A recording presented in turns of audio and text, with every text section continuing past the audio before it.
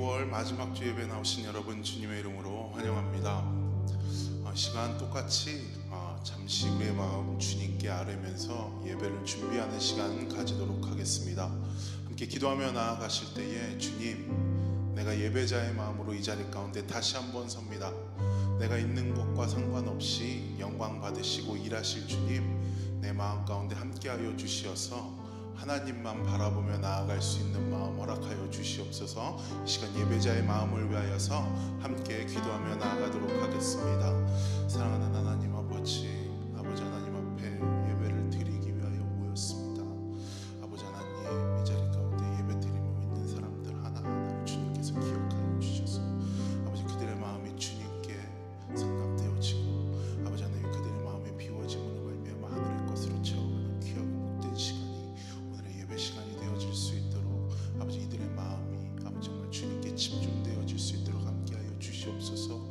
아버지 있는 자리 가운데 예배 드리기가 쉽지 않음을 고백합니다. 사탄의 영이 유혹이 아버지 우리를 예배 드리기 못하게 할지라도 예수 그리스도의 이름으로 말미암아 아버지 그 자리 가운데 나아가서 아버지 주님께서 주신 그 놀라운 기쁨을 평강을 맛보는 시간이 되어질 수 있도록 아버지 저희 마음을 정결하게 하여 주시옵소서.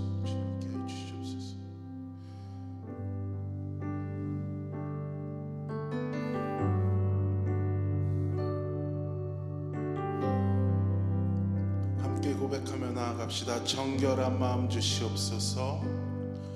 정결한 마음 주시옵소서. 오 주님, 정직한 영을 새롭게 하소서.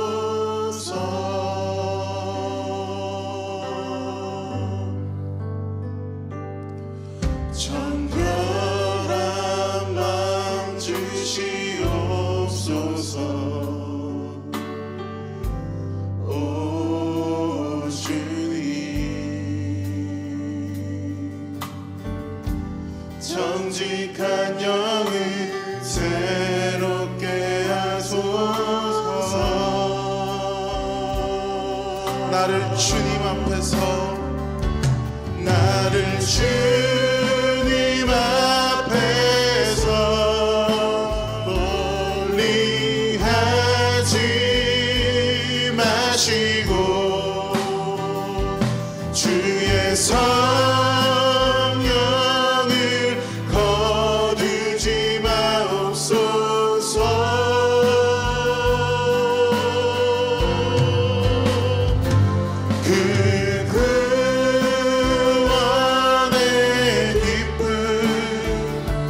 다시 회복시키시고 변치 않는 맘 내 안에 주소서. 다시 한번 고백합시다. 정결한 마음 주시옵소서. 정결한 마음 주시옵소서. 오 주님, 정직한 영을 새롭게 하소서. 정결한 마음 주시옵소서. 정결한 마음 주시옵소서.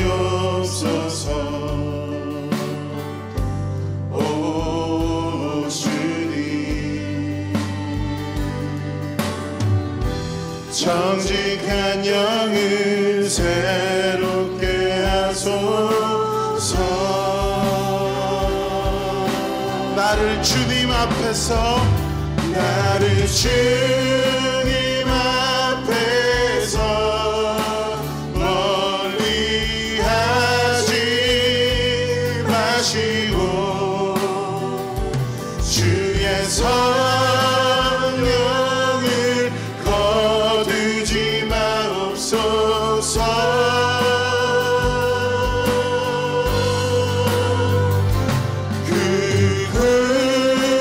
구원의 기쁨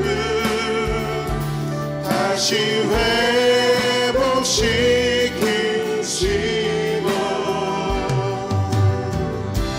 변치 않는 맘 내 안에 주소. 나를 주님 앞에서 이 시간 십자가로 나아갑시다. 나를 주님 앞에서, 나를 주님 앞에서 멀리 하지 마시고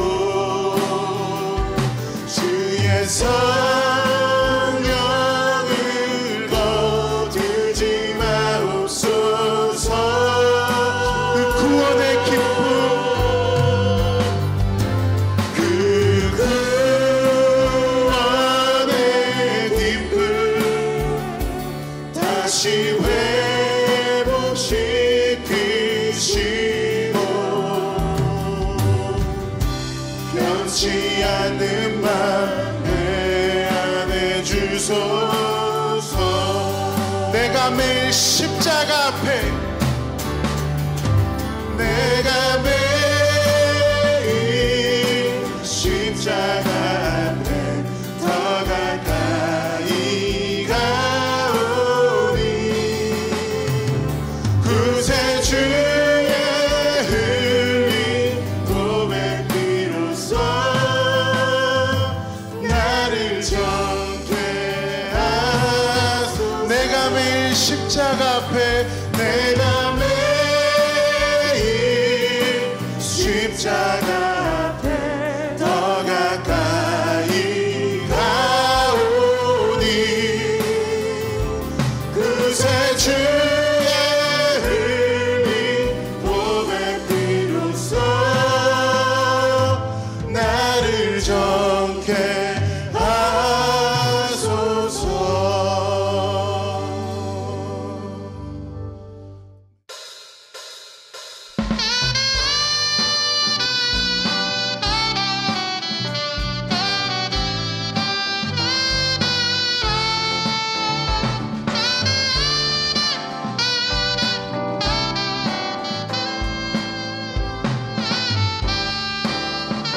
함께 고백합시다. 주의 음성을, 주의 음성을 내가 들으니 사랑하는 말일세.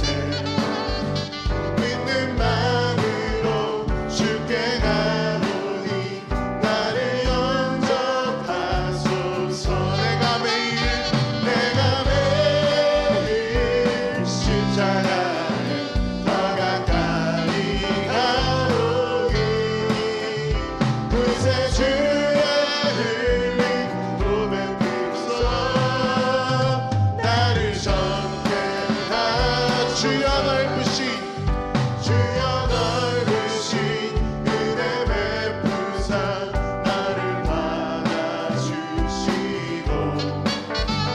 나의 품을 든 주의 뜻같이 되게 하여 주소서. 내가 매일 십자가에 더 가까이 가오니 구세주의 흘린 고백 비로소 나를 정케 하소서. 주의 보좌로 나아갈 때에 어찌 아니 기쁘를까. 주의 얼굴을 항상 배우니 더욱 친근합니다. 내가 매일 십자가에 더 가까이 가오니 구세주의 흘린 고백 비로소 나를 사절로 고백하며 나갑시다. 우리 구주의 넓은 사랑을 증량할 자 없으며 주가 주시는 참된 기쁨도 헤아릴 수 없도다. 내가 매일 십자가에 더 가까이 가오니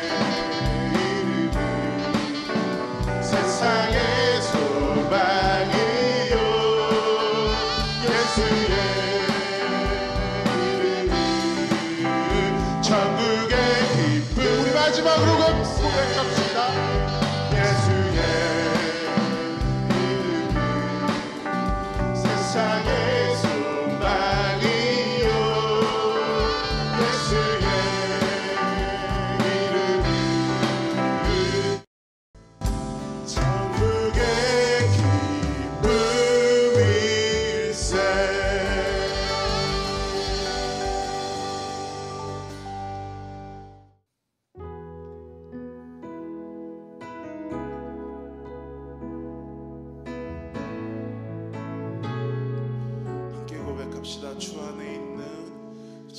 안에 있는 나에게 단 근심이 있으랴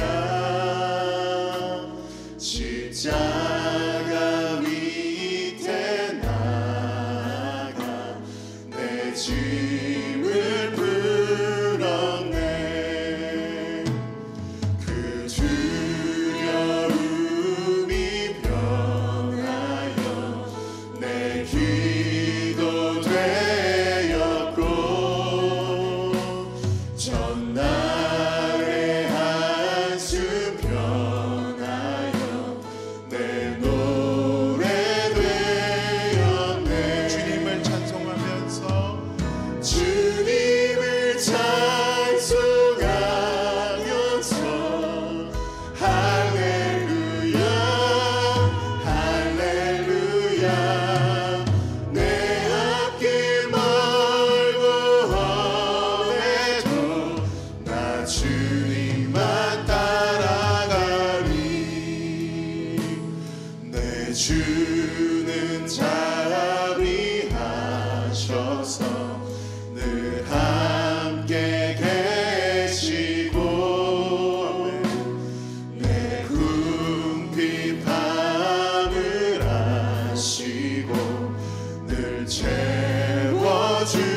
내 주와 맺은 언약은 내 주와 맺은 언약은 영불변하시니 그 나라 가기까지는 늘 보호하시네. 주님을 찬송하면서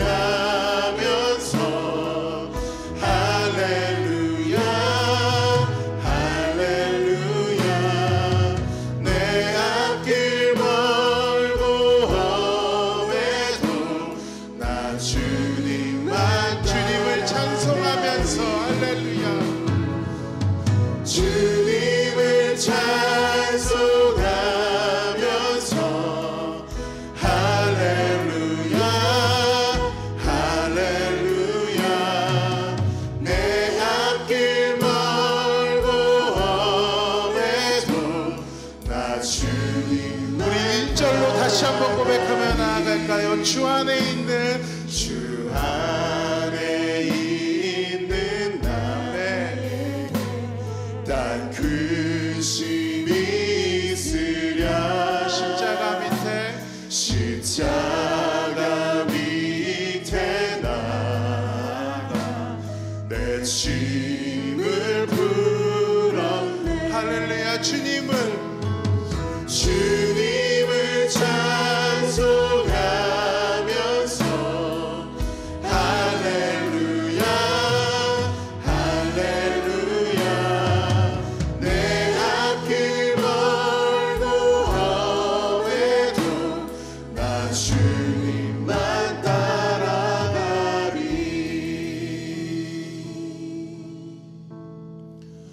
우리 시간 함께 사도신경 고백하심으로 우리의 신앙을 하나님 앞에 고백하며 나아가도록 하겠습니다. 전능하사 천지를 만드신 하나님 아버지를 내가 믿사오며 그 외아들 우리 주 예수 그리스도를 믿사오니 이는 성령으로 잉태하사 동정녀 마리아에게 나시고 본디오 빌라도에게 고난을 받으사 십자가에 못 박혀 죽으시고 장사한 지 사흘 만에 죽은 자 가운데서 다시 살아나시며 하늘에 오르사 전능하신 하나님 우편에 앉아 계시다가 저리로서 산자와 죽은 자를 심판하러 오시리라. 성령을 믿사오며 거룩한 공회와 성도가 서로 교통하는 것과 죄를 사하여 주시는 것과 몸이 다시 사는 것과 영원히 사는 것을 믿사옵나이다. 아멘.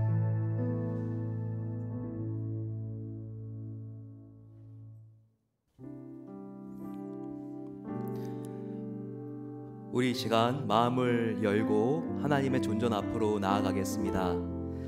나를 향하여 인자하게 웃고 계시는 바로 그 주님, 하나님 앞에 저희들 어린아이가 사랑하는 아버지께 달려나가듯 오늘 우리의 마음을 활짝 열고 우리를 안아주시는 아버지 앞으로 나아가겠습니다.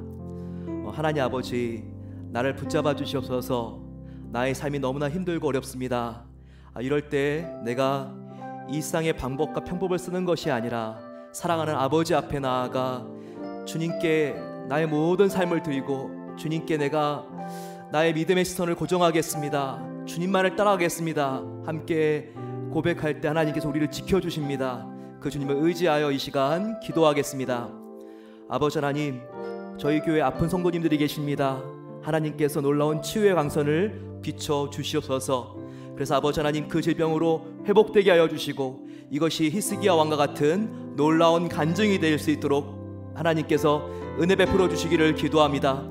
또한 윤선아 선교사님, 일본에서 지금 폐암 4기로 투병하고 계시는데 하나님의 놀라운 치유의 강선을 비춰 주시옵소서. 아버지 하나님, 저희 교회가 성령 건축을 이제 완공을 바라보게 하여 주신 것에 감사합니다. 온 성도가 하나 되어 주님의 놀라운 사역을 아버지 이루게 하여 주시고 저희들 이 세상 가운데 빛을 발하는 교회가 되게 하옵소서. 이 시간 같이 한번 주여 함께 부르짖고 기도하겠습니다. 주여. 사랑의 아버지 하나님, 감사합니다. 오늘 이 자리에 저희들을 모이게 해주시고 3월을 새롭게 시작하는 아버지 이번 주간 저희들 아버지 한 달을 하나님께 올려드리며 나아가게 하여 주신 것에 감사합니다. 이 사순절에 더욱더 주님을 닮게 하옵소서. 십자가를 지신 주님 앞에 우리가 나아가 우리의 모든 죄를 회개하게 하여 주시고 주님의 놀라운 은혜를 덧입을 수 있도록 하나님께서 은혜로 함께하여 주시옵소서. 아버지 하나님, 몸이 아픈 성도님들 계십니다. 하나님께서 치유의 강선을 내려 주시옵소서. 절망 속에 문제를 바라보는 것이 아니라 문제를 해결할 수 있는 하나님을 바라볼 수 있도록 하나님께서 믿음의 눈을 뜨게 해주셔서 아버지, 주님께서 사랑하시는 교회 가운데 새 성전을 하나님께서 선물로 주신 것에 감사합니다. 더욱더 온 성도가 하나 되어 입당을 준비할 수 있도록 도와주시기를 원합니다. 아버지, 앞으로 이 성전이 이 지역사회를 섬기며 열방을 치유하며 하나님의 복음을 세상 끝까지 흘려보낼 수 있는 교회가 되게 하옵소서. 아버지 하나님께서 영광 받아주시기를 원합니다. 주님 함께하여 주옵소서.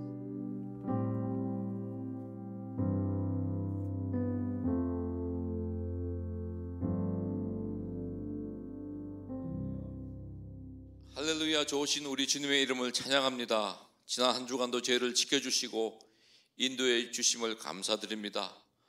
오늘도 주의 날을 맞아 각자의 처소에서 드리는 저희 예배를 기뻐 받아 주시옵소서. 저희의 모든 걱정 근심을 주님께 맡기고 주님의 평화로 체험받는 복된 시간이 되게 하여 주옵소서. 갈급한 마음을 주셔서 주님을 만나 뵙고 변화받을 수 있는 시간 되게 도와 주시옵소서. 주님 앞에 겸손히 나와 저희의 죄를 고백하오니 주의 피로 깨끗하게 씻어 주시옵소서. 특별히 이번 사순절 기간 저희의 죄를 용서하시기 위해 십자가의 길을 가신 예수님의 고난에 동참하며 주님의 사랑을 본받는 자들이 다 되기를 원합니다. 치료자 되시는 하나님 아버지, 건강에 어려움이 있는 성도들을 주님의 보혈 묻은 손으로 치유해 주시옵소서. 또한 코로나로 베델의 많은 지체가 힘들어하고 있사오니 주여 저희들을 불쌍히 여겨주시고 속히 회복시켜 주시옵소서. 코로나 백신이 미국과 세계 전역에 더욱 신속하게 보급되어 코로나 사태가 속히 종식되게 하여 주옵소서. 아버지, 이제 곧 베델 비전센터가 완공되게 하심을 감사드립니다. 온 성도가 사랑으로 하나 되어 새 성전에서의 사역을 잘 준비하게 하여 주시고 입당 허가가 잘 나오게 하시며 대면 예배도 하나님의 계획 속에 이루어지게 하여 주시옵소서. 온라인으로 수업하고 있는 저희 자녀들에게 지혜와 믿음을 주셔서 잘 배우며 영육이 더욱 건강하게 자라게 하여 주시옵소서. 아버지, 북한에 있는 저희 동포들을 불쌍히 여겨 주시옵소서. 그들의 필요가 체험받고 자유롭게 주님을 예배할 수 있는 날이 하루속히 오도록 역사하여 주시길 원합니다. 오늘도 어려움 중에 사역하시는 선교사님들의 건강을 지켜주시옵소서. 특별히 윤선호 선교사님과 정명남 선교사님을 치료하여 주시길 소원합니다. 그들과 함께하사 담대함으로 복음을 전하게 하시고 성령의 놀라운 역사가 지역마다 일어나게 하여 주시옵소서. 하나님 아버지, 이제 이도나 목사님을 통해 준비된 말씀이 선포될 때에 착하고 좋은 마음으로 말씀을 듣고 순종하여 인내로 결실하는 저희 모두가 되게 하여 주시옵소서. 이 예배를 통해 저희 가운데 역사하실 우리 주님께 모든 감사와 영광을 올려드리며 예수 그리스도의 이름으로 기도합니다. 아멘.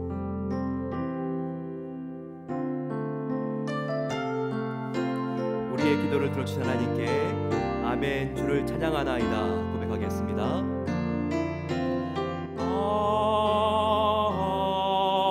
아멘 주를 찬양하나이다.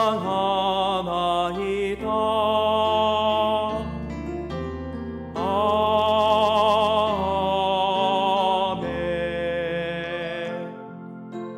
주를 찬양하나이다.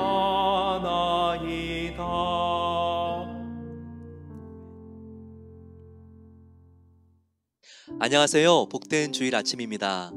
이번 주일은 이제 봄을 우리가 맞을 준비를 해야 되겠습니다. 3월이 시작되는 주간입니다. 우리 함께 하나님 말씀 기억하면서 암송 구절 같이 해보겠습니다. 시작. 주의 인자하심이 생명보다 나음으로 내 입술이 주를 찬양할 것이라. 시편 63편 3절 말씀. 다윗의 시편이 얼마나 아름답습니까? 이 시편을 마음속에 우리가 잘 간직하고 또 하나님께 이 시편을 가지고 기도하는 한 주간이 되기를 소망합니다. 3월부터 제자 훈련이 시작이 됩니다. 어제 단체 카톡으로 제자 훈련에 대한 강의안과 설명들이 나갔습니다. 참여하기를 원하시는 분들 그 설명서에 나와 있는 카톡 주소나 이메일로 신청해 주시면 고맙겠습니다. 사순절 매일 기도문이 발송되고 있습니다. 역시 단체 카톡으로 보내지고 있는데 매일 아침에 보내드리는 기도문을 함께 읽으면서 기도에 동참해 주시면 감사하겠습니다. 하나님께 기도하기에 참 좋은 계절입니다. 이 사순절 부활절까지 이제 한 달 남았습니다. 금식하시며 함께 교회와 그리고 또 민족을 위해서 선교지를 위해서 기도하실 분들은 이광은 전도사님께 다음에 이메일 주소로 보내주시면 여러분들의 시간이 예약이 되겠고 그 시간에 금식하며 기도해 주시면 감사하겠습니다. 비전 성전에 앞으로 로비에 카페테리아가 생깁니다. 이 카페테리아 자원봉사자를 모집을 합니다. 각 부분에 있어서 도와줄 수 있는 분들을 찾고 있습니다. 카운터, 바리스타, 물건 구매, 조리, 카페테리아 총괄 운영을 섬기기를 원하시는 분들은 정순택 집사님께 말씀해 주시면 고맙겠습니다. 고 김영배 성도님, EM의 프랭크 킴 씨의 아버지가 되십니다. 지난 월요일 22일에 소천하셨고 그리고 어제 장례 예배를 드렸습니다. 유가족들을 위해서 기도해 주시면 감사하겠습니다.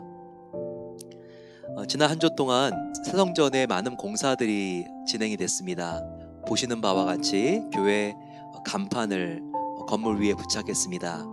그리고 파킹랏의 페이빙을 위해서 평탄화 작업을 진행했습니다. 모든 과정들이 안전하게 진행되고 하나님께서 좋은 날씨를 허락해 주셔서 주차장 포장 공사가 원활하게 진행될 수 있도록 기도해 주시면 고맙겠습니다.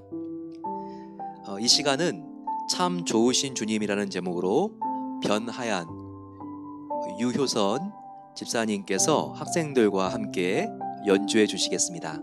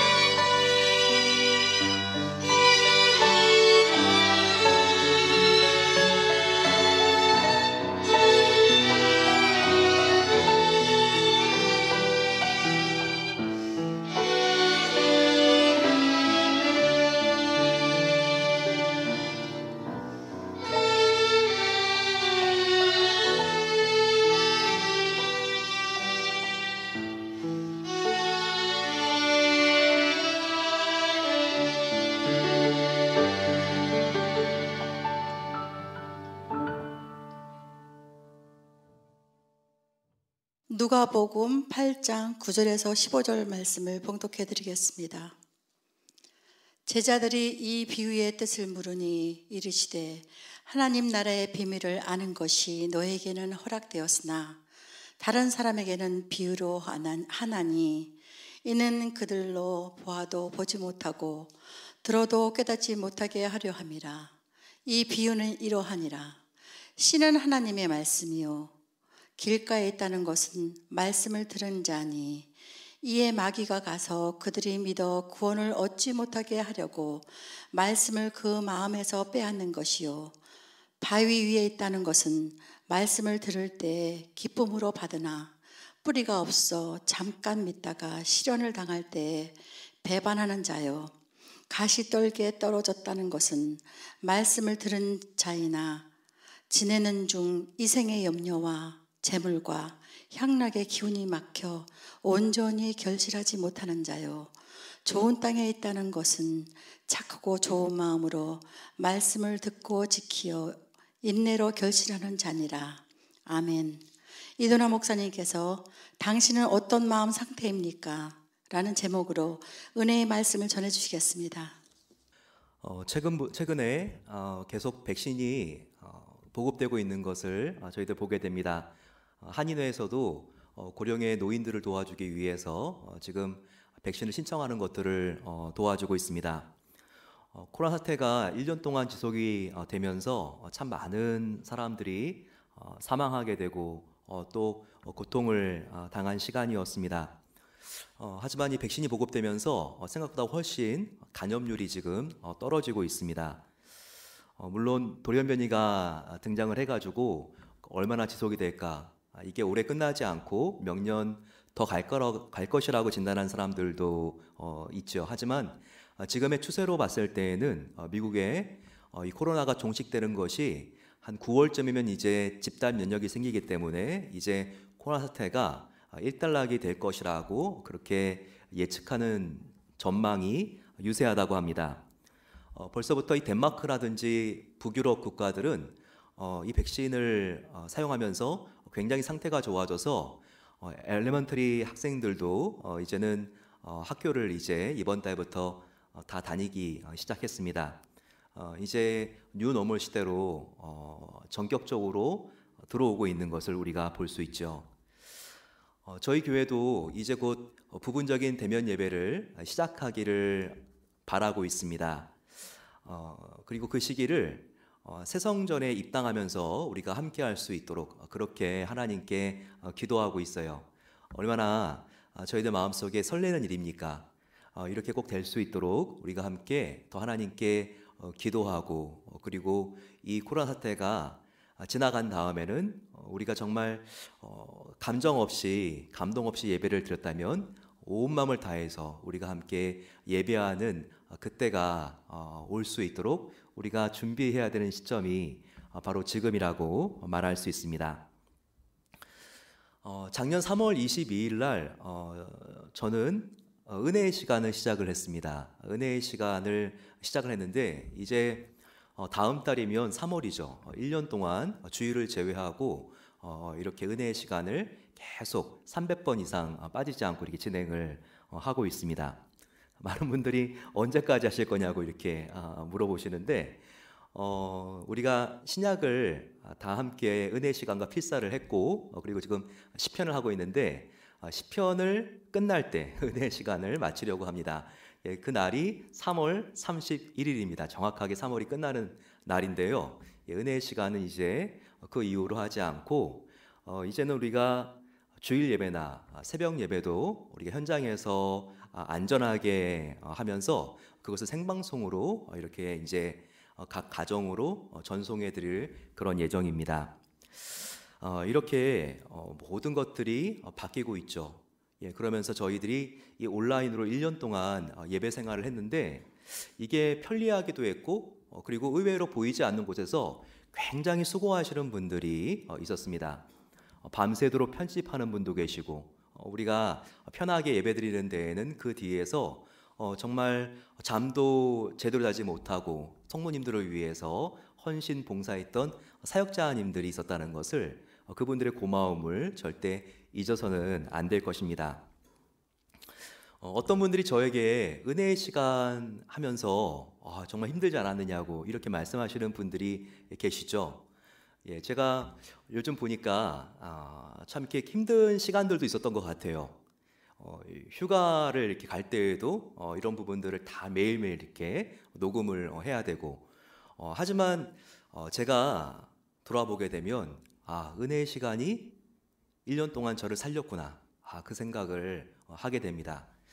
은혜의 시간을 나누기 위해서 말씀을 연구해야 됐고, 또 기도해야 됐고, 그리고 이 말씀을 붙들고 씨름하면서 사실 이게 쉽지 않았지만 사실 굉장히 큰 영적인 힘이 저에게 공급되어지는 채널이었습니다. 그래서 하나님께 이 은혜의 시간을 섬길 수 있게 해주신 것 얼마나 감사한지, 특별히 주님의 말씀과 더욱더 가까이 있었기 때문에 하나님께서 주신 그 놀라운 하나님의 사랑과 능력을 체험할 수 있었다는 것, 이것은 정말 굉장히 대단한 특권이었습니다. 저와 여러분들 함께 우리가 코로나 시대 때 절대 놓치지 말아야 될 것은 이것입니다. 그것은 우리가 이번 이 아픔을 통해서 신앙의 본질을 회복해야 한다는 것입니다. 신앙의 본질은 말씀으로 돌아가는 것입니다. 그동안 군더더기가 많았던 나의 야망과 죄를 하나님 앞에 우리가 겸손하게 내려놓고 회개하고 다시 그 말씀 앞으로 순전하게 돌아가려는 바로 그 몸부림, 바로 이것이 코로나 시대가 우리 신앙인들에게 준 가장 큰 선물이라는 것을 결코 잊어서는 안 되는 것입니다. 우리가 이 말씀으로 돌아가자, 이 놀라운 명제 앞에 오늘 우리가 어떻게 하면 이 말씀을 우리가 전적으로 수용할 수 있는 사람이 되는가, 바로 그 부분을 질문해 보고 고민하면서 내가 이 말씀을 놓지 않고 붙들 수 있는 사람이 되기 위해서 내 마음의 조건이 어떠해야 되는가, 이것을 같이 살펴보기를 원합니다. 오늘 이 비유는 아주 특별하죠. 그것은 예수님께서 비유의 말씀도 하시고 그 비유를 풀어주셨기 때문이에요. 예수님은 비유로 설명하는 것을 좋아하셨습니다. 하지만 대부분 비유만 말씀하시고 그 뜻이 무엇인지는 말씀하지 않고 넘어가셨어요. 하지만 여기서 지금 시와 땅의 비유만큼은 그 뜻이 무엇인지를 직접 설명해 주셨다는 거예요. 왜 그랬을까요? 중요하기 때문입니다.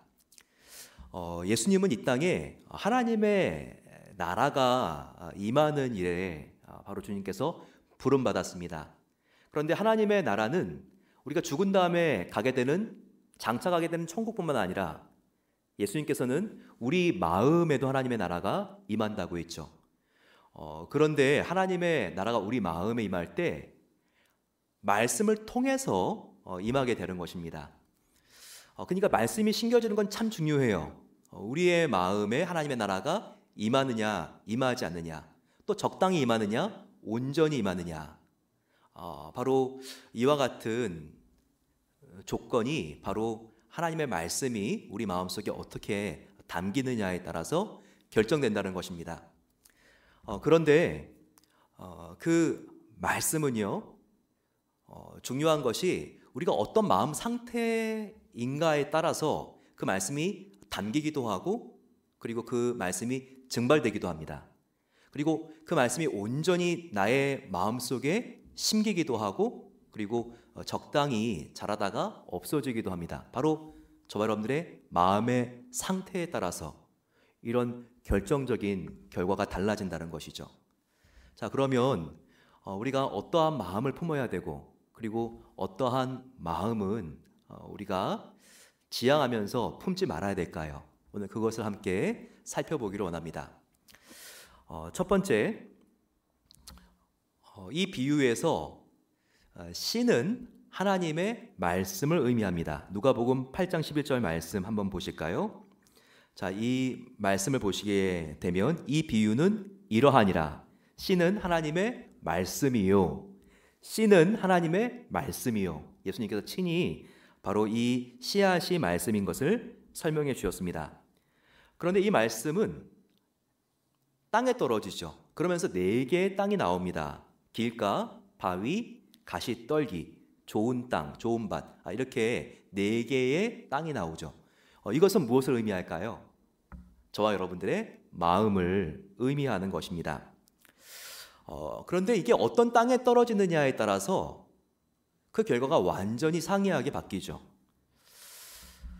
같은 선생님이 가르친다 할지라도 학생들이 어떻게 가르침을 받느냐에 따라서 기말고사의 성적은 다 달라지게 되어 있습니다.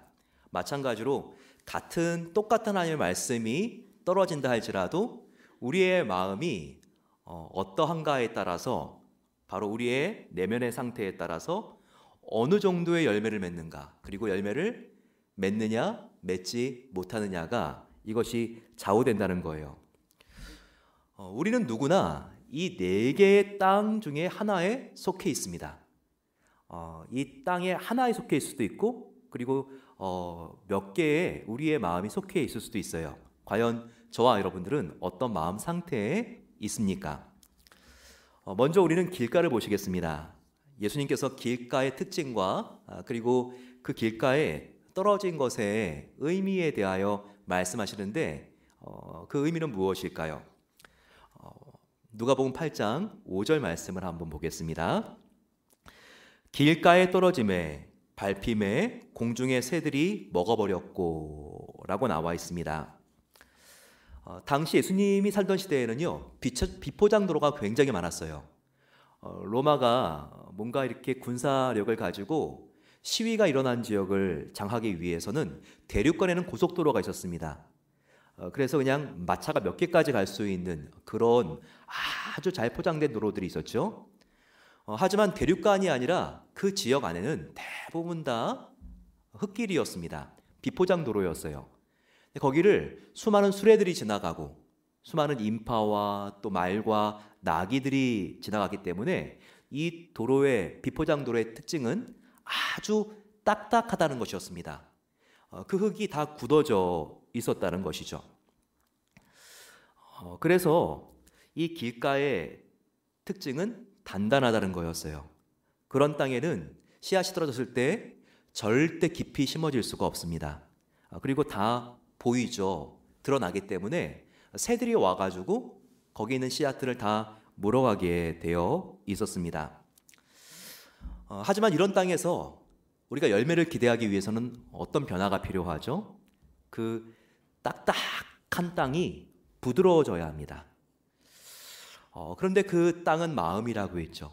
따라서 하나님의 말씀이 우리 안에 심겨져서 열매를 맺기 위해서는요, 우리의 마음이 열리고 부드러워지고, 그리고 우리 마음이 하나님을 닮은 온유하고 겸손한 상태가 되어야 한다는 것입니다.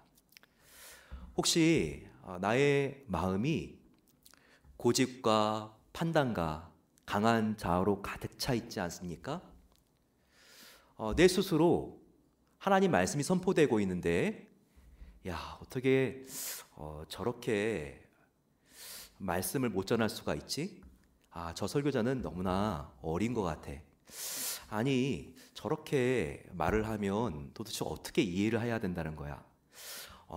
우리가 말씀을 들을 때 판단하는 습관이 나도 모르는 사이에 나의 마음속에 출렁거리고 있을 수가 있습니다. 하지만 정말 하나님의 말씀이 열매 맺기 위해서는요, 우리의 마음이 온유하고 부드러워져야 됩니다. 그래서 진리를 떠난 어떤 석학의 말도 우리는 배역할 수 있어야 돼요. 하지만 동시에 어린아이의 입속에도 하나님께서 진리를 담겨주신 것처럼 느껴지면 우리는 그 아이의 말에도 경청할 수 있고 배우는 자세를 가져야 한다는 것입니다. 이렇게 온유하고 겸손한 마음만이 하나님께서 나에게 하시는 말씀을 들을 수 있고, 그리고 그 말씀을 우리가 통해서 하나님이 기뻐하시는 열매를 맺을 수 있는 것입니다.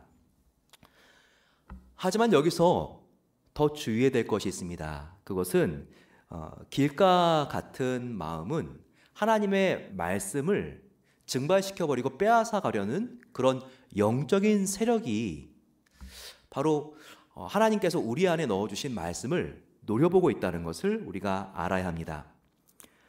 바로 12절에 그 영적인 존재를 예수님께서는 마귀라고 규정하고 있죠.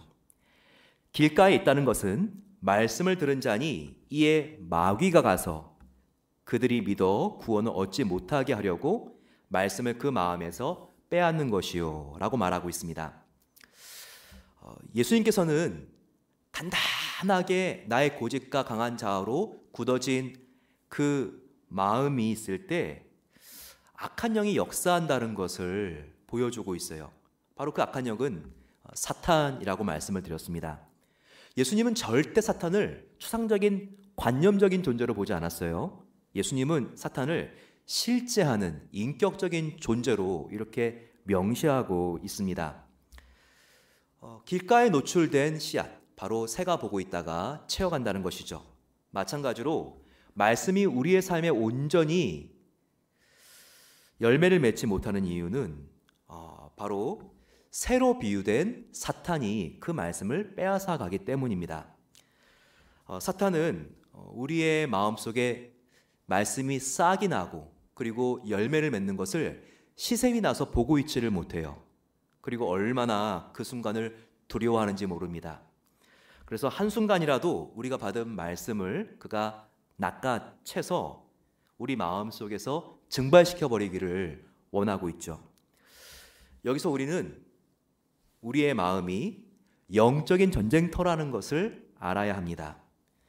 내 안에 역사하시는 성령님과 사탄 사이에서 누가 먼저 말씀을 차지하느냐, 바로 이 싸움이 계속해서 우리의 마음속에 일어난다는 거예요.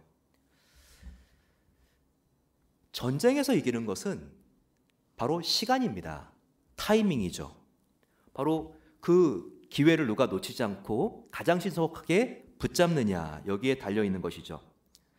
따라서 우리는 하나님의 말씀이 열매 맺기 위해서요, 사탄이 말씀의 씨앗을 물어가기 전에 신속하게 그 말씀을 우리가 먼저 붙잡을 수 있어야 됩니다. 바로 속도의 싸움이라는 것을 알아야 돼요. 즉 하나님 말씀을 받았으면 우리가 어정쩡하게 있지 않고 하나님 말씀을 받은 그 즉시 즉각적으로 순종하는 바로 그 습관을 갖는 것, 바로 이것이 사탄이 우리 안에 떨어진 말씀을 낚아채지 못하고 영적인 전투에서 승리할 수 있는 비결이라는 것을 기억해야 합니다. 하나님께서 주신 말씀이 있습니까? 예, 그러면 그 말씀을 우리가 들은 대로 붙잡고 그 즉각 순종할 수 있는 이 습관을 가져야 합니다.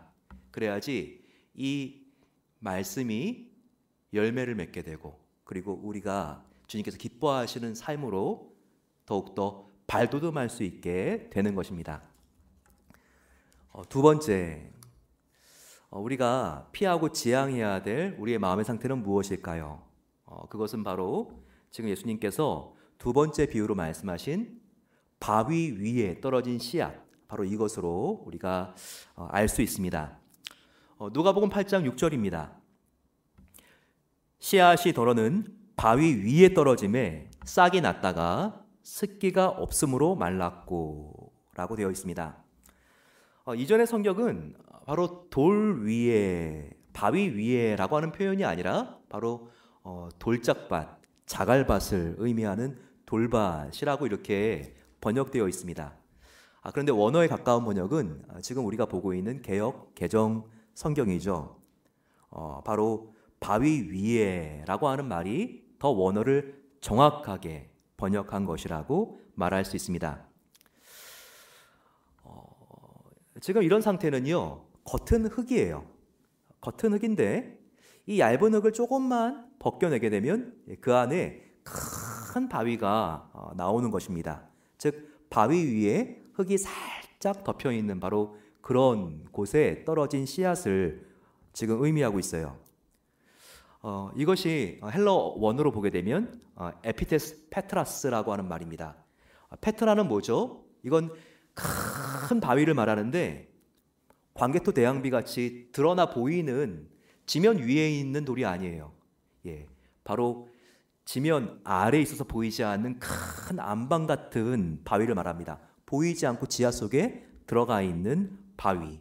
예, 근데 이 페트라스는 바위라는 뜻인데 거기에 에피테스가 들어가면서 이렇게 그 바위 위에 있는 그 흙이 바로 지금 이 씨가 떨어진 장소라는 것을 우리에게 보여주고 있습니다. 그러니까 이런 흙에 떨어지면 어떻게 될까요? 네, 처음에는 흙에 떨어진 줄 알고 씨앗이 뿌리를 내겠죠. 하지만 그 뿌리가 금방 바위에 닿게 됩니다. 따라서 성장이 멈춰버릴 수밖에 없죠. 그리고 예수님께서 말씀하신 대로 흙에는 습기가 있지만 바위에는 습기가 없잖아요. 그렇기 때문에 수분이 없어서 곧 말라 죽을 수밖에 없는 것입니다. 바로 이런 상태가 영적으로 어떤 열악한 환경을 의미하는 것일까요? 예수님은 바로 그 답을 13절에 이렇게 설명해 주고 있습니다. 바위 위에 있다는 것은 말씀을 들을 때 기쁨으로 받으나 뿌리가 없어 잠깐 믿다가 시련을 당할 때 배반하는 자요 라고 나와 있죠. 여기 지금 예수님의 말씀에 따르면 바위 위라고 하는 것은 어떤 마음의 상태를 의미하는 것일까요? 바위 위. 그것은 예수님께서 설명하시는 대로 처음에는 말씀을 기쁨으로 받습니다. 하지만 시련이 오기만 하면 뿌리가 없기 때문에 믿음을 배신하고 포기하는 자라는 것입니다. 그럼 조금 더 우리가 이 말씀을 더 자세히 그리고 구체적으로 한번 알아볼까요?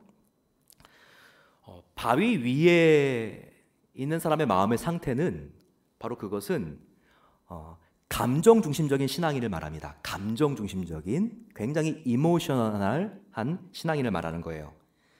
그는 감정 중심적이고 다혈질이기 때문에 너무나 기뻤다가 좌절했다가를 반복합니다. 또 뿌리가 없습니다.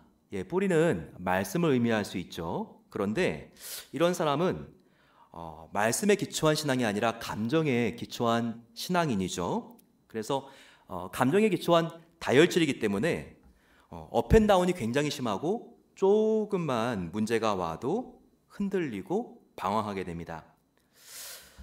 삶에 문제와 고난이 오면 그 문제와 맞닥뜨리고 맞서려고 하기보다 믿음으로 대항하려고 하기보다 그냥 좌절하고 침체하고 모든 것을 포기하고 싶은 사람의 습성입니다. 하지만 하나님은요, 우리의 믿음이 이런 감정적인 신앙이 아니라 말씀 중심적인 신앙이 되기를 원하십니다. 물론 신앙에도 말씀이 필요하고 그리고 또 이 감정도 필요하고 중요한 부분이죠. 하지만 건강한 신앙인은 반드시 이 말씀의 기반 위에 감정이 꼽히는 자들이라는 것을 기억해야 합니다. 신앙은 뿌리라고 말할 수 있습니다. 이 정의가 중요한데 신앙은 뭐라고요? 신앙은 뿌리입니다. 뿌리가 없거나 뿌리가 약하면 신앙이 한순간에 무너지고 만다는 거예요. 뿌리인 말씀 위에 저와 여러분들의 인생의 집이 건축되는 바로 그런 우리의 신앙의 스타일이 있을 때 우리의 신앙은 흔들리지 않고 계속해서 하나님이 기대하시는 방향으로 성숙하고 성장해 나갈 수 있다는 것입니다. 바로 뿌리인 말씀 위에 우리의 신앙의 집이 건축될 때만이 그와 같은 긍정적인 결과가 있다는 것이죠. 이렇게 말씀 위에 우리의 인생이 건축되면 웬만한 문제가 와도 흔들리지 않습니다.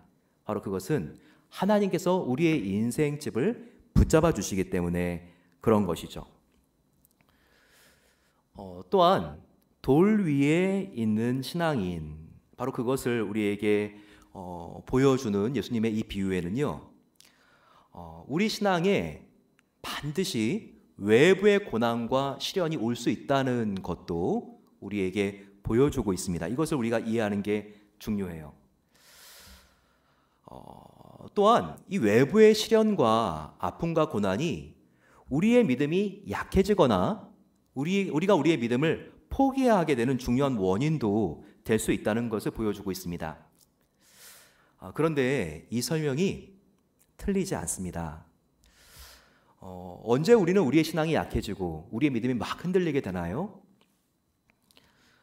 큰 문제가 나에게 갑자기 닥쳐왔을 때, 바로 나의 인생이 나의 기대대로 되지 않고 있을 때가 아닙니까? 나의 인생이 내 기대대로, 계획대로 착착착착 풀려나가야 되는데 그렇게 되지 않을 때가 아닙니까? 그때 우리 마음속에 하나님이 계신데 왜 내 인생은 항상 이 모양이야? 하나님을 믿지 않는 사람들하고 도대체 뭐가 달라? 이렇게 우리 마음속에 시험이 들면서 교회도 하나님도 점점 멀어지고 떠나게 되는 거 아닙니까? 그리고 본래 우리가 의지하던 신으로 돌아가게 되는 것입니다. 그래, 하나님보다 더 확실하게 나에게 안정을 보장할 수 있는 돈이 최고지. 내가 주일날 뭐 하고 있는 거야? 내가 돈 벌러 나가야지. 하나님보다 더 성공과 수익, 의미를 나에게 당장 줄 수 있는 그 대상을 찾아서 떠나게 되는 것입니다. 제가 신학교 수업을 받을 때 존 오스본 교수님이라는 분이 계셨습니다. 그분이 주경학자로서 굉장히 참 널리 알려지시고 인품이 좋으신 분이신데요. 그분이 이 부분을 이렇게 수업 시간에 설명을 하시더군요. 이스라엘 팔레스타인은 화강암같이 단단한 돌이 있는 지역이 아니라 석회암같이 이렇게 팔 수 있는 돌이 있는 지역입니다. 그러니까 그 지역은 제주도처럼 돌에 구멍들이 많죠.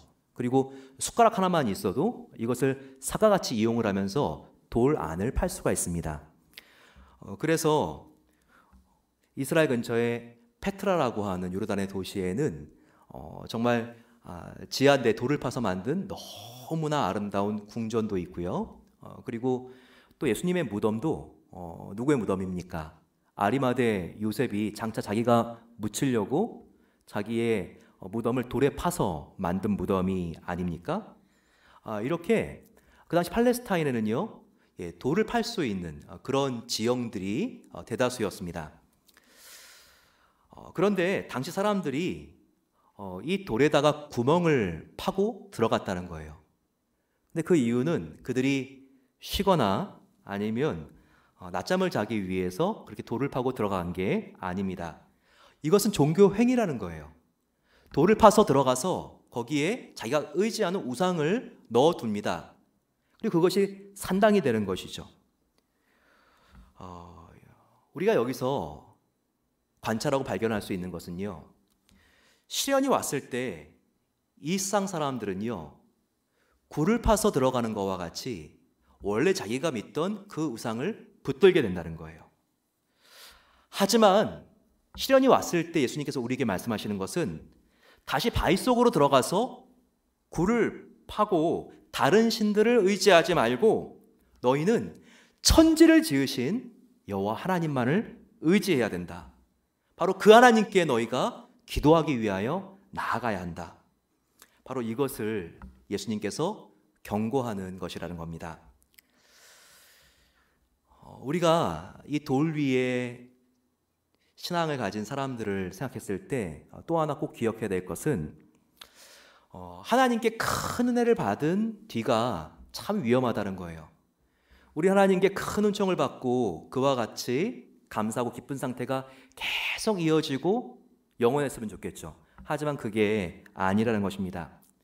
일단 하나님의 은혜의 말씀이 떨어지게 되면 이것이 결실하지 못하도록 방해하고 노리는 영적인 세력이 있다는 거예요. 그래서 특별히 큰 은혜를 체험한 뒤에 또한 반작용으로 큰 사탄의 공격이 있을 수 있다는 것을 우리는 미리 알고 대비해야 한다는 것입니다. 또한 전도할 때도 우리가 굉장히 지혜로워야 될 필요가 있습니다.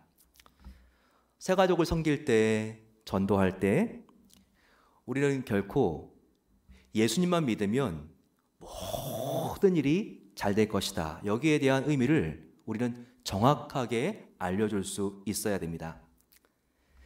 예수님을 믿은 다음에도 얼마든지 어려움이 생길 수 있어요. 그리고 새 가족은 그것을 알아야 돼요. 하지만 이제는 예수를 믿기 때문에 그 고난을 해석하는 눈이 달라지게 된다는 거예요. 우리는 새 가족들에게 예수를 믿은 다음에도 시련과 아픔이 올 수 있습니다. 하지만 그럼에도 하나님의 살아계신 말씀을 붙잡고 나가면 결국 승리할 수 있다는 것을 가르쳐줘야 돼요. 이런 어려움과 시련이 와도 우리가 하나님만 붙잡고 나가면 하나님은 이 어려운 상황을 돌려서 합력하여 선을 이루시는 하나님인 것을 우리는 알려주어야 합니다. 그리고 이 시련이 와도 믿음으로 얼마든지 승리할 수 있다는 것을 우리가 가르쳐주고, 그리고 그가 믿음으로 승리할 수 있도록 격려하고 기도해드리고 지원해드릴 수 있어야 된다는 것이죠. 그럴 때 씨앗이 돌 위에 떨어지더라도 열매를 맺는 것을 포기하는 것이 아니라 열매를 맺힐 수 있는 삶으로 인도되는 것입니다. 세 번째는 가시에 떨어진 씨앗을 말합니다. 7절 말씀과 같이 더러는 가시떨기 속에 떨어짐에 가시가 함께 자라서 기운을 막았고 라고 나와 있습니다.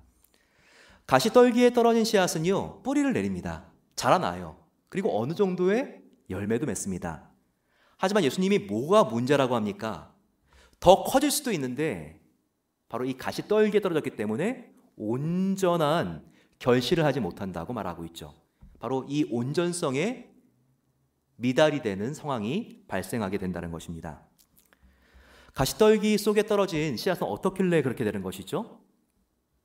가시떨기 속이라고 여기 나와 있죠. 그 안에 떨어지게 되면요, 가시떨기 나무는 가지가 많아요. 그리고 가시도 많습니다. 그렇기 때문에 햇빛이 비치는데 햇빛을 다 차단하고 말죠. 그래서 햇빛을 제대로 받지 못하고 이제는 씨앗이 발아하고 싹이 트게 됩니다. 그리고 영양분도 이제 가시나무와 같이 나누어 가져야 돼요. 영양분도 충분히 공급받지 못합니다. 그리고 제대로 된 공간도 확보할 수 없죠. 계속해서 이 가시나무의 가시가 찌르기 때문에 그것을 피하거나 구부러져서 온전하게 성장할 수 없다는 것입니다.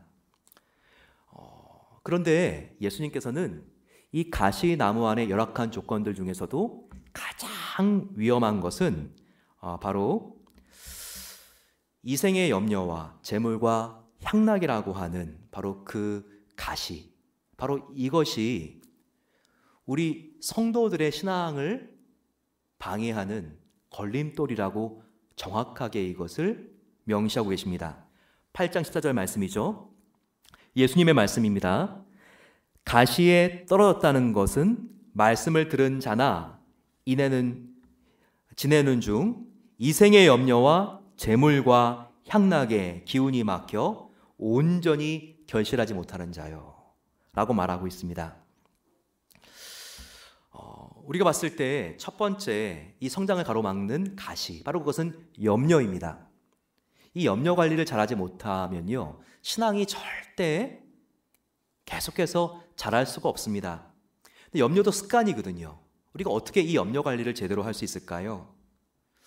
그것은 염려가 왜 생기는지 알아야죠.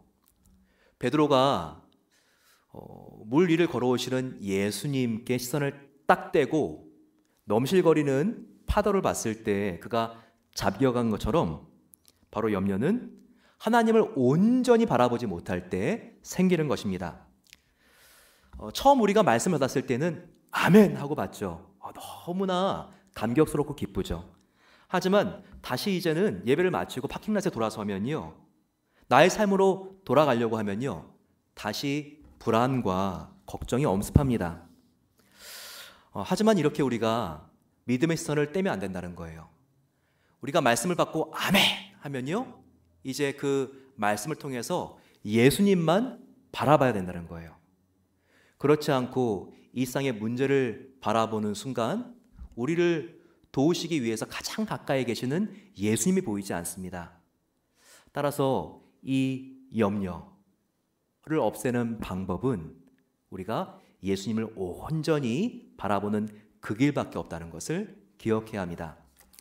두 번째, 우리의 성장을 방해하는 가시는 무엇인가?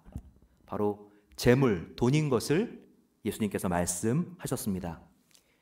이 세상에서 가장 강력한 우상이 money죠. 예수님께서 이런 강력한 돈의 유혹을 아시고 절대 하나님과 이 세상의 재물을 동시에 사랑할 수 없다고 말씀하셨습니다. 수단과 목적을 절대 헛갈리면 안 되는 것이죠. 우리는 돈을 사랑하는 것이 아니라 돈을 주신 하나님만 사랑할 수 있어야 합니다. 이 세상에서 영원하지 않는 모든 것들은 바로 영원하신 하나님과 영원한 세계를 위하여 사용하기 위해서 우리에게 주어진 것입니다. 항상 하나님을 물질과 재물과 비교할 수 없이 가장 사랑하고 그분만을 가장 높은 곳에 두고 하나님이 기뻐하시는 그 삶을 향하여 달려나가시기를 축원합니다. 세 번째, 우리의 믿음 성장을 방해하는 적은 무엇인가? 바로 그것은 이 세상의 향락입니다. 향락. 이 세상의 즐거움에 빠지게 되면요, 우리는 묶이게 되고 중독되고 그리고 그 향락의 노예가 되고 맙니다. 이 향락에 빠지지 않는 길은 처음부터 틈을 주지 않는 거예요. 그래서 결단해야 됩니다. 내가 절대 하나님보다 이 즐거워 보이는 것에 내가 빠지지 말아야지. 하지만 우리는 완전하지 않죠? 이 결심이 무너지고 빠질 때가 있습니다. 그럼 그 즉시 내가 여기에 빠져 있고 중독되어 감을 느낄 때 바로 그 즉시 회개하고 돌아오는 이 훈련이 있어야 됩니다. 그럴 때 우리의 성장을 가로막는 이 향락에 더 이상 빠지지 않게 되죠. 마약이라든지 뭔가 거창한 거, 정말 미치도록 내가 갬블링에 빠져든다든지 이런 것만 향락이라고 생각하지 마세요.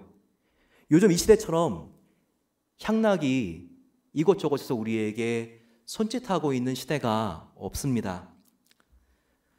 얼마나 많은 사람들이 하나님께서 주신 한 번밖에 없는 인생, 결코 한 번 사용하고 나면 돌아올 수 없는 그 인생을 게임에 완전히 다 사용하고 있습니까? 또한 게임뿐입니까? 저와 여러분들이 과연 인터넷 드라마에 우리가 빠져 들어가 있는 시간은 얼마나 됩니까? 이것이 그냥 우리의 힘들고 어려운 스트레스를 해소하는 절제할 수 있는 차원이면 좀 다를 수도 있겠죠. 하지만 지금 내가 하루의 마지막 시간을 하나님과 깊은 인격적인 교제가 있는 기도로 마치는 것이 아니라 인터넷 드라마를 보다가 지쳐서 내가 탈전할 정도가 되어서 내가 잠이 들게 된다면 그것은 지금 하나님이 아니라 드라마라고 하는 우상을 내가 섬기고 있는 것입니다. 하나님을 제대로 섬기기 위해서도요, 힘이 남아 있어야지 섬길 수 있습니다. 그리고 하나님을 섬길 때 하나님은 놀라운 힘을 공급해 주시죠. 하지만 이 순서가 바뀌면 안 됩니다.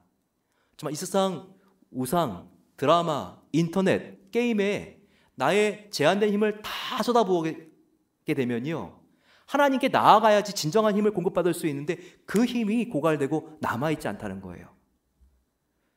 내가 이렇게 세상에서 할 수 있는 즐거움들 다 누리고 나서 그리고 하나님을 내가 사랑하고 교제해야지. 하지만 이보다 더 달콤한 사탄의 거짓말은 없습니다. 나의 가장 남아있는 좋은 시간, 그리고 나에게 힘이 있을 때 그 힘을 먼저 하나님께 드리십시오. 그럴 때 하나님께서 우리의 인생을 가장 보람되고 기쁘고 감사하고 생산되게 사용할 수 있는 방법이 무엇인지를 알려주실 것입니다. 우리가 길가처럼 말씀을 함부로 판단하고 교만하고 단단한 마음을 가지면 결코 열매를 맺을 수 없습니다. 또한 바위 위의 흙처럼 말씀에 뿌리를 내리지 않고 감정적인 신앙을 갖는 것도 위험합니다. 그러면 조금만 위기와 고난이 오고 나에게 손해가 올 것 같아도 믿음의 길을 떠나 이전의 삶으로 돌아가기가 십상이기 때문입니다. 또한 가시떨기처럼 어려움이 왔을 때 하나님으로부터 나의 시선을 떼고 그리고 이 세상을 향하게 되면 그 공간만큼 염려가 나의 마음을 장악하게 됩니다. 그러면 재물에 대한 걱정이 가중되죠. 그리고 더욱더 향락은 우리의 마음을 빼앗아 가는 것입니다. 그러면 어떻게 우리가 이런 세 가지 마음의 상태를 우리가 지향하고 우리가 하나님 앞에 열매를 맺기 위해서 어떤 마음을 붙들고 추구해야 될까요? 그것은 예수님께서 말씀하신 좋은 밭이 되는 것입니다. 좋은 밭이 되면 놀라운 축복이 있어요. 2배의 축복을 받는 것이 아니라 하나님은 100배의 축복이 있을 것이라고 약속하셨습니다. 그 축복은 우리가 주님을 닮아가는 것이죠. 그리고 천국의 시민다운 품위를 갖고 하나님과 더욱더 가까워지고 주님의 성품인 바로 성령의 9가지 열매와 팔복의 인격을 우리가 갖추게 되는 것입니다. 그럼 어떻게 이런 좋은 열매를 맺을 수 있는 좋은 밭이 될 수 있을까요? 오늘 15절이 이것을 우리에게 마지막으로 알려주고 있습니다. 좋은 땅에 있다는 것은 착하고 좋은 마음으로 말씀을 듣고 지키어 인내로 결실하는 자니라. 여기서 중요한 것은 말씀을 듣고 지키어 그리고 인내로 결실한다는 이 세 가지 단어입니다. 좋은 땅에 있다는 것은 착하고 좋은 마음으로, 이것은 우리가 돌밭 위 그리고 길가 가시덤불과 다른 마음의 상태라는 것을 알면 됩니다. 겸손하고 온유한 상태, 자아가 강하지 않고 내가 남을 함부로 판단하지 않고 하나님 말씀에 비춰 우리가 늘 회개할 수 있고 늘 우리의 마음이 눈물로 젖어 있을 수 있는 그런 겸손하고 온유한 상태가 여기 나와 있는 착하고 좋은 마음이라는 것이죠. 그 다음은 무엇입니까? 말씀이 떨어졌을 때 그 말씀을 내가 전적으로 지키는 것이 필요하다는 거예요. 그 말씀을 우리가 즉각적으로 온전히 순종하는 것이 필요하다는 것이죠. 그리고 하나님 말씀을 우리가 듣고 순종했을 때 결과가 바로 오는 것이 아닙니다. 농부가 씨앗을 심자마자 바로 수확할 수 있습니까? 정말 몇 개월이 걸리는 것이죠. 하지만 농부는 반드시 이 씨앗이 열매가 될 것을 믿고 그는 기다립니다. 이것처럼 하나님 말씀을 듣고 지키고 있다면 우리는 인내로 반드시 결실할 날이 올 것을 기대하고 믿고 기다리는 과정이 필요하다는 것입니다. 믿음은 무엇이죠? 믿음은요, 전심으로 말씀을 붙들고 인내하고 기다리는 힘이 바로 믿음이라고 말할 수 있습니다. 이 믿음 없이는요, 결코 그 어떤 열매도 얻을 수 없는 것입니다.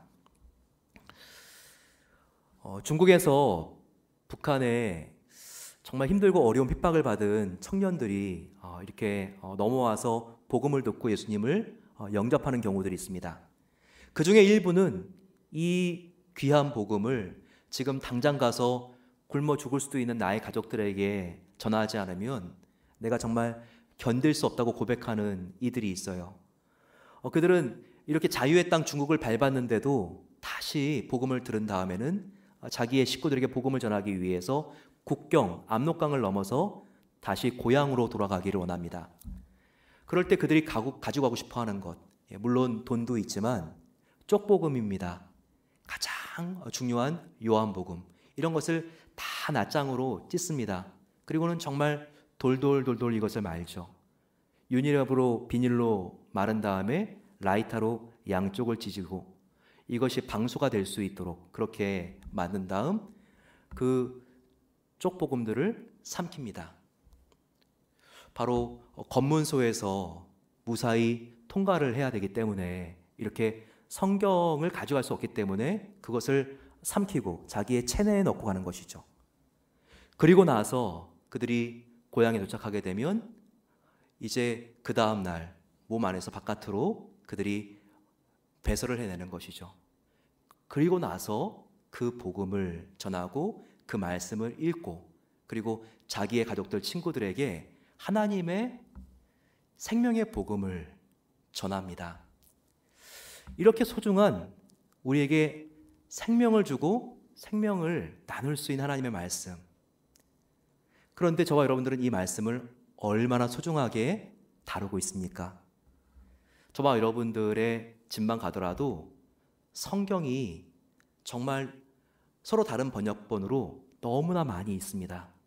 하지만 그 성경을 얼마나 읽고 사랑하고 그 말씀대로 지켜 살기 위해서 저와 여러분들이 노력하십니까? 저와 여러분들 이 말씀의 홍수 시대 속에서 오히려 내가 마실 수 있는 물은 더 적다는 것을 알아야 합니다. 한 말씀이라도 헐떡이는 사슴과 같이 그 말씀을 붙잡으십시오. 그리고 그 말씀을 지키십시오. 그리고 인내로 결실할 때까지 포기하지만 않고 실망하지 않고 계속 하나님께 기도하십시오. 그럴 때 우리의 삶에, 우리의 인격에 놀라운 하나님의 열매가 맺히게 될 것입니다. 3월달이 되면서 저희 교회는 제자훈련이 시작됩니다. 여러분들 올해 우리의 목표가 무엇입니까? 자녀가 좋은 대학에 가는 것입니까?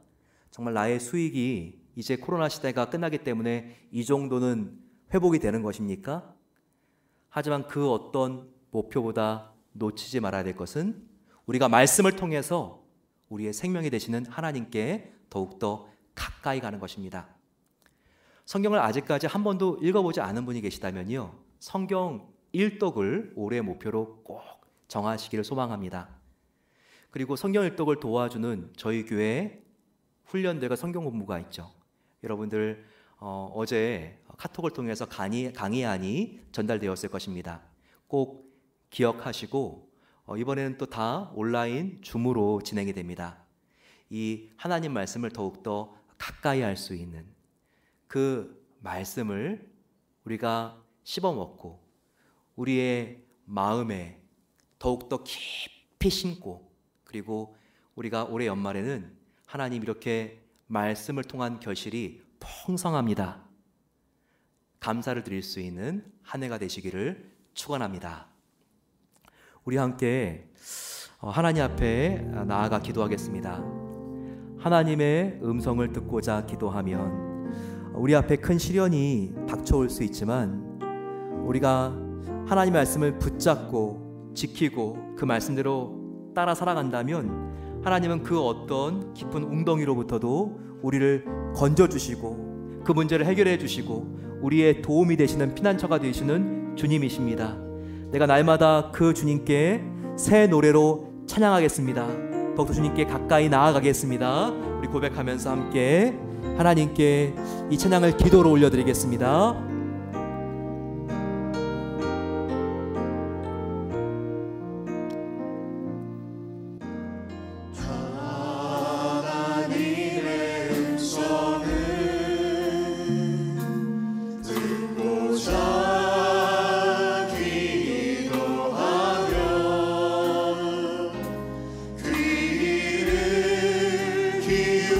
기울이시고 내 기도를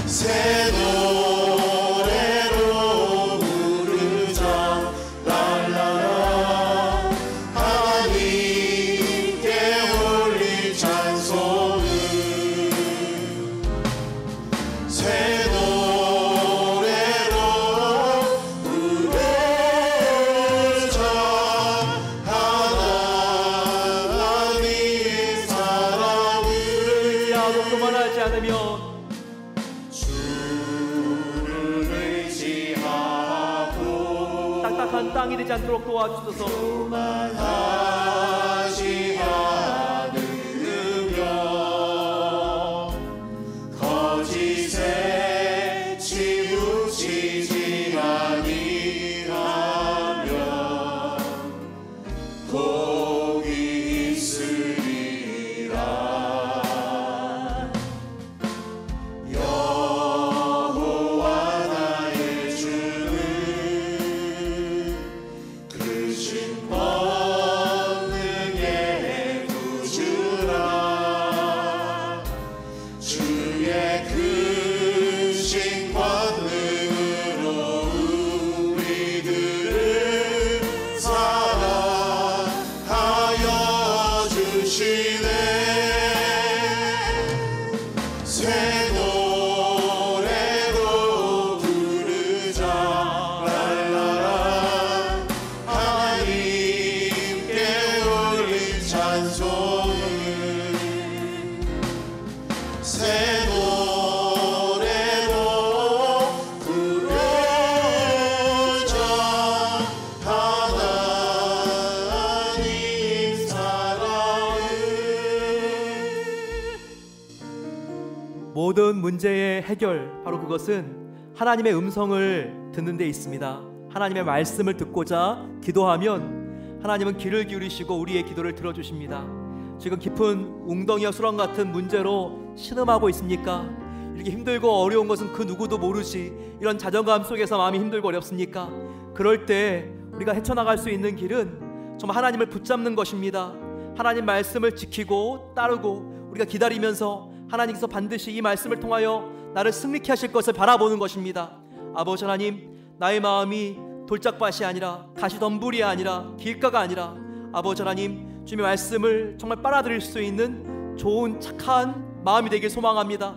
아버지 하나님, 하나님께서 그렇게 나의 마음을 기경해 주시고 바꿔 주시옵소서. 같이 한번 이 시간 주여 함께 부르고 기도하겠습니다. 주여. 아버지 하나님, 하나님의 은혜를 이 시간 사모합니다.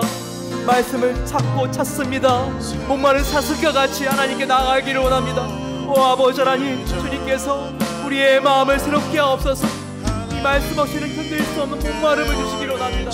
아버지, 말씀을 잃어 아버지는 세상의 향락과 또한 세상의 물질과 돈을 잃을 수 있는 만족과 아버지 즐거움을 반드시 다시 목마르게 되어 있습니다. 하나님, 지나가는 것에 우리의 마음을 두지 않도록 도와주소서.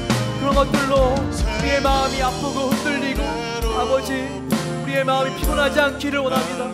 변하지 않고 완전하고 아름다운 주님의 말씀에 우리가 빠져들기 소망합니다. 그 말씀을 붙잡기 위하여, 그 말씀을 향하여 오늘도 걸어가길 소망합니다. 아버지 하나님, 그 말씀을 듣고자 기도할 때 놀라운 하나님의 아버지 폭포수와 같은 은혜와 하나님의 사랑을 주시고 날마다 아버지 은혜를 가지고 승리할 수 있도록 하나님 붙잡아 주시옵소서. 사랑의 아버지 하나님, 우리의 마음이 옥토가 되게 하옵소서.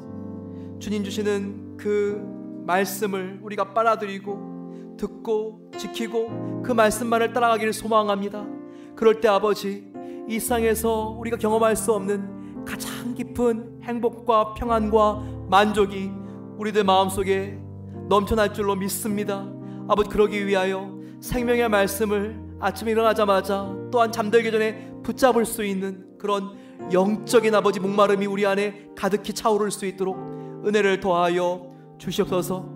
하지만 주님, 길가처럼 우리의 마음이 단단하게 굳어있지 않기를 원합니다. 우리의 마음을 성령으로 주님께서 갈아엎어 주셔서 다시 부드러워질 수 있기를 원합니다.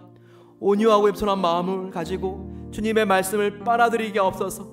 오 아버지 하나님, 바위처럼 처음에 기쁨으로 박지만 금방 침체가 일어나는 감성적인 신앙으로부터 벗어날 수 있도록 도와주시기를 원합니다. 말씀 중심적인 신앙, 말씀에 깊이 아버지 우리 인생에 뿌리를 내릴 수 있도록 은혜를 베풀어 주시옵소서. 그래서 아버지 하나님, 나의 느낌, 기분에 좌우되지 않도록 도와주시고 날마다 아버지 나를 사랑한다 말씀하시는 주님의 말씀 위에 우리의 인생의 집을 건축할 수 있도록 은혜를 더하여 주시기를 원합니다. 아버지, 가시떨기처럼 정말 우리 마음속에 계속해서 하나님이 없는 불안감과 염려로 인하여 우리가 아버지 하나님 좌절하지 않기를 원합니다. 재물과 돈에 대한 걱정이 사라지게 하여 주시고, 주님을 바라봄으로 아버지 하나님, 우리가 재물과 향락에 빠지지 않고 하나님만을 자랑하며 하나님만을 높이는 삶을 살아갈 수 있도록 은혜해 주시옵소서. 이것이 아버지 말씀을 붙들 때만 가능한 줄로 믿습니다. 더욱더 하나님 말씀을 사모하고 주님의 말씀을 통하여 하나님의 마음을 만질 수 있는 우리 모든 성도님들이 될 수 있도록 축복해 주시옵소서. 예수 그리스도의 이름으로 이 시간 간절히 기도드립니다. 아멘. 같이 하나님께 우리의 예물을 봉헌해 드리겠습니다. 나의 보화 드리니 주여 받아주시옵소서. 함께 찬양합니다. 나의 보화 드리니 주여 받아주셔서 하늘나라 위하여 저 끝에 쓰소서.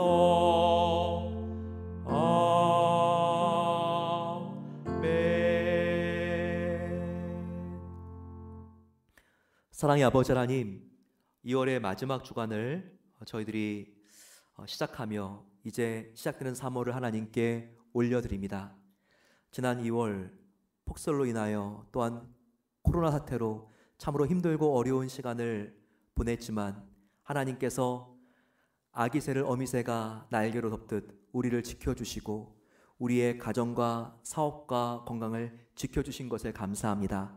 그 하나님께서 3월도 붙잡아 주시고 하나님을 의지할 때 가장 우리의 삶에 감격스럽고 하나님 때문에 감사와 기쁨이 넘치는 한 달을 만들어 주실 줄로 믿습니다.